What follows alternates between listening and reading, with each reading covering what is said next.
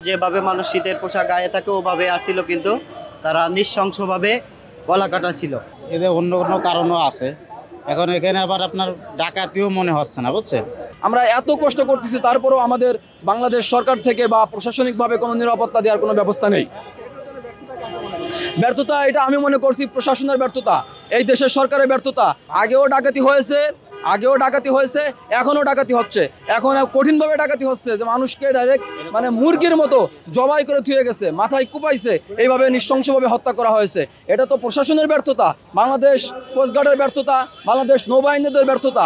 ওনারা যদি জায়গায় জায়গায় স্টেশন বসাইতো, তাহলে আমি আশা করছি এই জাহাজের শ্রমিকরা নিরাপদে যাতায়াত করতে পারতো, নিরাপদে দেশের জন্য কাজ করতে পারতো। কিন্তু এখন জাহাজের মাস্টার ড্রাইভাররা জাহাজ চালাইতে ভয় পাচ্ছে, কখন না কখন কি হয়ে যায় এই আশায়। এখন আমরা এই উদ্দেশ্য নিয়ে এই মানববন্ধনটা করছি, আমাদের অন্তর্বর্তীকালীন সরকার উদ্দেশ্য নিয়েই করছি, উনি যাতে আমাদের এই বিষয়টা গুরুত্বের সাথে দেখে এবং যারা খুন করছে 7 জন নাবিকদেরকে, এদেরকে ধরিয়ে কঠিন শাস্তির বিধান আইন জারি করতে বলতেছি, এবং এই প্রত্যেকটা নাবিকের পরিবারদের দায় ব্যবস্থা নেওয়ার জন্য সরকারকে আহ্বান জানাচ্ছি। কোন নির্দিষ্ট কোনো এখনো করা যায় নাই, তার কারণ এটা পুলিশ প্রশাসন এবং নৌ প্রশাসন গেছে, তারা বিষয়টা খতিয়ে দেখবেন।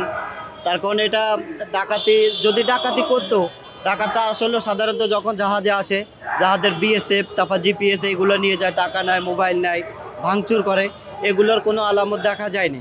ওরা যার সেফ মতোই আসছিল, যার একটা ডাকাত যদি একটা জাহাজে ওঠে, আমার মতে বোঝায় যে তারা অবশ্যই তো ঘুম থেকে জেগে যাবে, চিল্লাপাল্লা করবে, সেরকম কিছু করে নাই। যার ঘুমরত অবস্থায় আসছিল, ওই অবস্থায় যারা গলা কাটা পাইছে। ব্যর্থতা আমাদের, আসলে নৌ ডাকাতি তো আজকে নতুন না, পূর্বকাল থেকে ঘটে আছে। আমরা 999-এ যখন যোগাযোগ করি, ওরা বিভিন্ন ব্যস্ততা দেখায়, এবং পরবর্তীতে যখন আসে ঘটনাস্থলে থাকতে পারে না, পরবর্তীতে আসে যাচাই বাছাই করে এর কোনো সঠিক পদক্ষেপ নেয় না।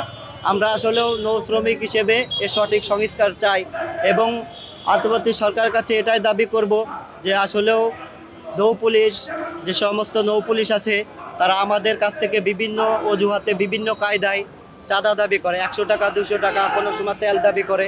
আমরা এতটুকু দাবি করব, আসলে সরকার কি তাদের বেতন দেয় না? ঘটনাটা হচ্ছে আপনার জাহাজটা চট্টগ্রাম থেকে লোড করে আসতেছিল, ঠিক আছে, ঢাকার উদ্দেশ্যে আপে। এখন ঢাকার উদ্দেশ্যে আসার পথে আপনার প্রায় 12টার দিকে সংবাদ পাওয়া যায়, মানে চাঁদপুর হরিণা মাঝের চর এই জায়গা যে আমাদের আলবাখারা একটি জাহাজ, সেখানে আপনার 7 জন নাবিককে হত্যা করা হয়েছে এবং 2 জন মনুষ্য অবস্থা আছে। এটা হত্যা করেছে আপনার, সেভাবে বলা আছে না, এটা চক্রান্ত হইতে পারে, ডাকাতি হতে পারে। এই জন্য আমরা এই প্রতিবাদ সভার আয়োজন করছি।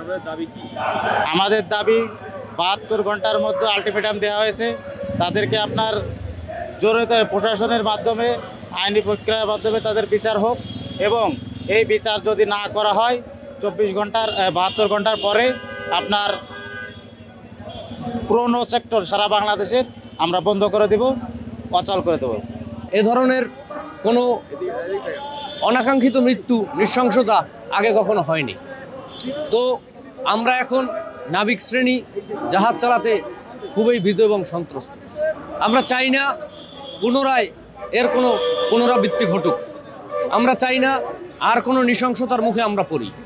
আমরা চাই, এখন আমাদের মূল দাবি হচ্ছে এই যাদেরকে নৃশংসভাবে হত্যা করা হলো, যারা হত্যা করেছে, এই অন্যায়কারীদের, এই হত্যাকারীদের দ্রুত বিচারের আওতায় আনা, এবং এই যে আমার 7 জন নাবিক যোদ্ধাদেরকে হত্যা করা হলো, তাদের পরিবারকে ক্ষতিপূরণ হিসাবে আর্থিক সহযোগিতা করতে হবে, এবং 72 ঘন্টার মধ্যে যদি এই হত্যাকারীদের বিচারের আওতায় আনা না হয়, তাহলে শ্রমিক সংগঠনের মাধ্যমে খুব তাড়াতাড়ি শীঘ্রই আমাদের নৌ চলাচল বন্ধ আদেশ অর্থাৎ ধর্মঘটের ডাক আসতে পারে।